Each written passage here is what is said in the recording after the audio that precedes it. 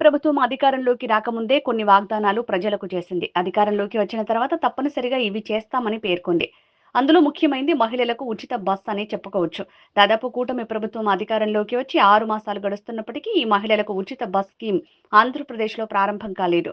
దీంతో ప్రభుత్వం ఎప్పుడు ప్రారంభిస్తుంది అన్న చర్చ మహిళల్లో రోజురోజుకు పెరుగుతూ వస్తోంది.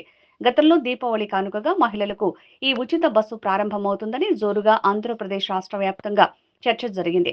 అయితే దీపావళికి ఈ ఉచిత బస్సు ప్రారంభం కాలేదు. మళ్ళీ ఎప్పుడు ప్రారంభిస్తారు? అసలు ప్రారంభిస్తారా? ఇలా అనేక ప్రశ్నలు ప్రతినిత్యం మహిళలు లేవనెత్తుతున్నాయి.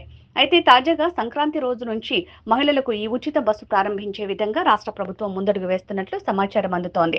ఇందుకు సంబంధించి ఆ శాఖ మంత్రితో పాటు రాష్ట్ర ముఖ్యమంత్రి, ప్రధానమంత్రి అంతా కూడా ప్రత్యేక సమీక్ష నిర్వహించారు. అయితే రాష్ట్రంలో ఈ ఉచిత బస్సు ప్రారంభిస్తే మరికొన్ని బస్సులు అవసరం అవుతుందని, త్వరలోనే అవన్నీ కొనుగోలు చేయాలని, అదేవిధంగా బస్సు ప్రారంభించిన తర్వాత సమస్యలు తలెత్తకుండా జాగ్రత్తలు తీసుకోవాలి.